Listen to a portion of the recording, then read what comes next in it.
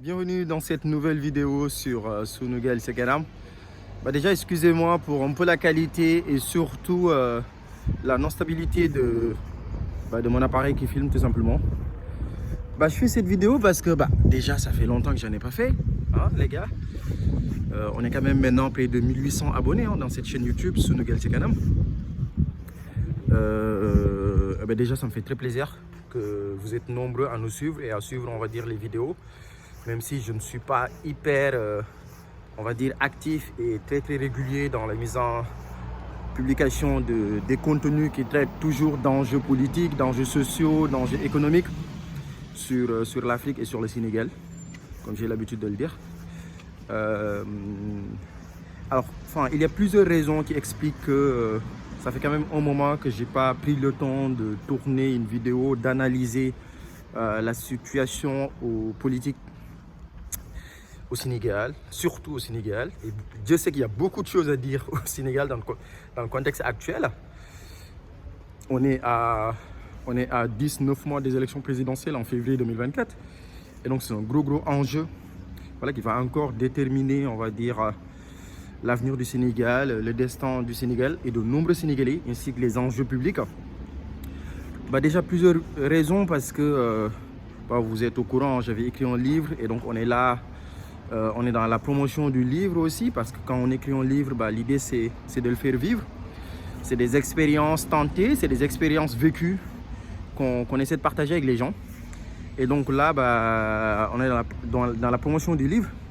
Et juste à côté, j'avais créé un cabinet de conseil.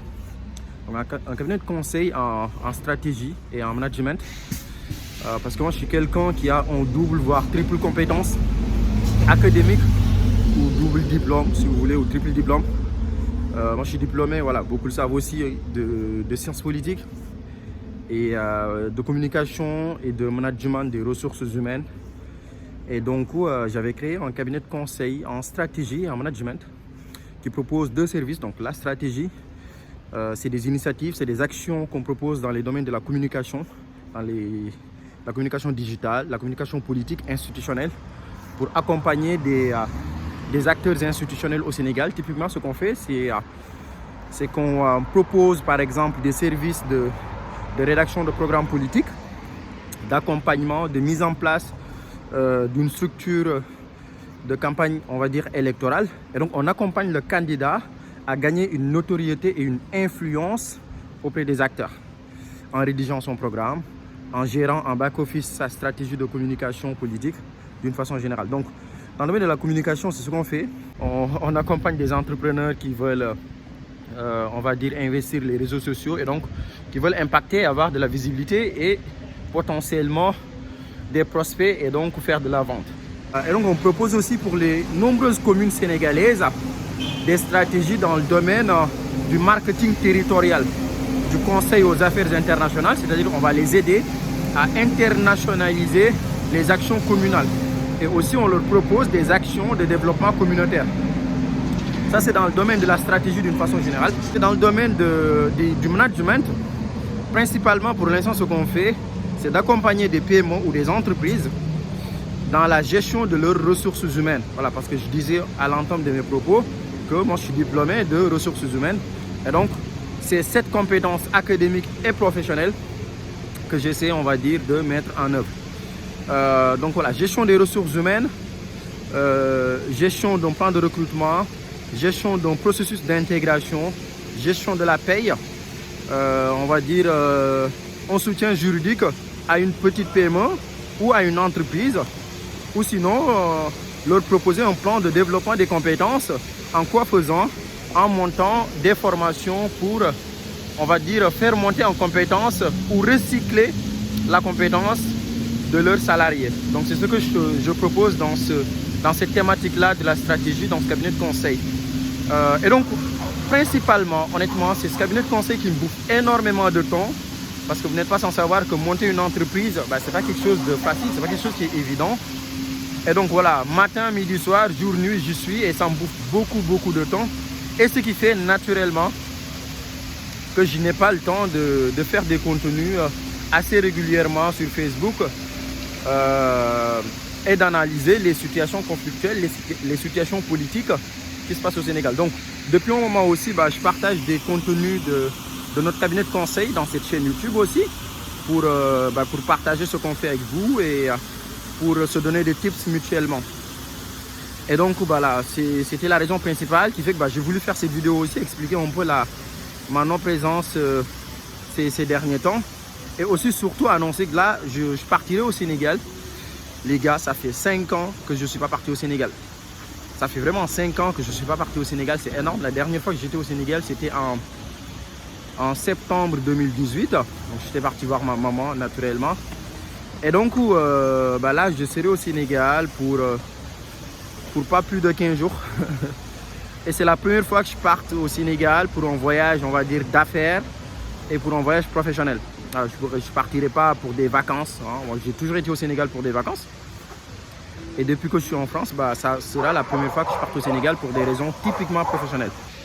Et donc là, je partirai typiquement pour ça. Et j'en profiterai d'ailleurs pour aller à Louga, parce que moi, je viens de Louga. Donc Louga, c'est au nord du Sénégal, une commune qui est à 200 km de la capitale. C'est là où vivent les braves. Voilà, force à nous les Djambour, les Lougatois. Et donc voilà, j'en profiterai pour faire un moment de rencontre et de discussion au niveau du centre culturel régional autour du livre qu'on a coécrit ensemble, Abdallah et moi, L'audace de s'engager. Voilà, j'en ai un peu parlé. On a été à Paris, on a été à Lyon. Donc là, j'en profiterai pendant ce moment-là au Sénégal pour le faire. Enfin, j'ai trop hâte, je suis un peu excité quand même parce que ça fait 5 ans que je suis parti au Sénégal. Et je pense quand même qu'il y a beaucoup de choses, hein, quoi que l'on puisse dire, qui politiquement, enfin pas politiquement, du point de vue des infrastructures, voilà, surtout ça, qui ont quand même évolué au Sénégal.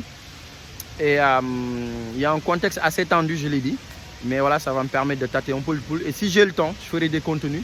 Ce qui est sûr, c'est que je ferai un vlog, voilà, tout au long de ce séjour professionnel pour partager, on va dire, ce voyage-là avec vous. Et puis derrière, venir en parler et se donner de la force et de la confiance ensemble. Parce que pour moi, c'est hyper important de partager ensemble l'expérience qu'on a. Surtout dans le domaine entrepreneurial, parce que c'est ce qu'on est en train de faire, d'expérimenter ce qu'on est en train d'expérimenter avec Human Resources Advising, qui, comme je le rappelle, est un cabinet de conseil en stratégie et en management.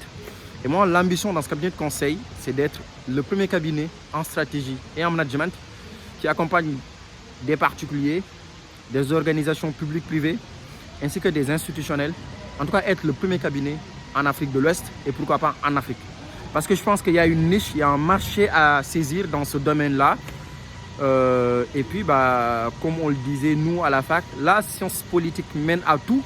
Et donc, voilà, c'est vraiment l'occasion de tenter tout ça et de l'expérimenter. Donc, voilà, c'était juste la raison pour laquelle je voulais quand même faire ce contenu-là.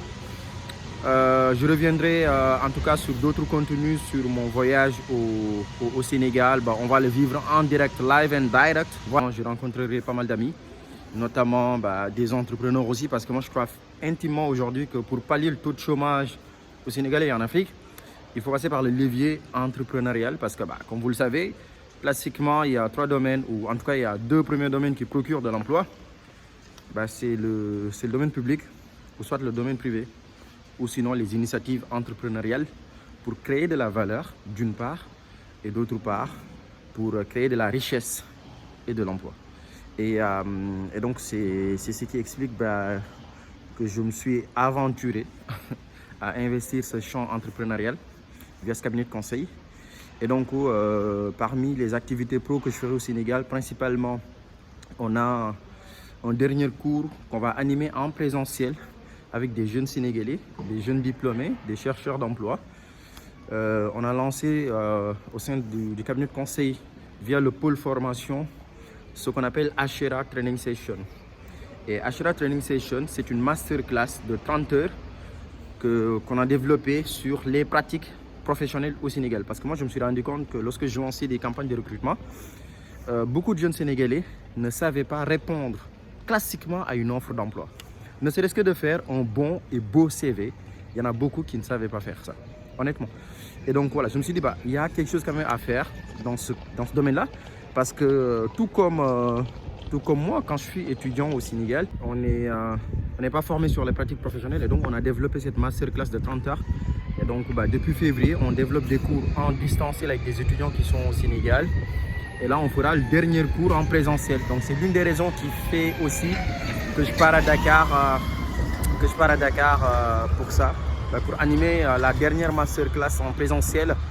Je verrai s'il y a moyen de le faire en direct ou pas, je verrai. Mais voilà, donc c'est un peu l'environnement de ce voyage au Sénégal. Et aussi toutes ces raisons-là qui font que ça fait un moment qu'on n'a pas fait de contenu. Mais je reviendrai avec des contenus, je pense qu'avec des lives et tout, surtout sur la situation politique au Sénégal. Et puis on en débattra ensemble, on en discutera ensemble.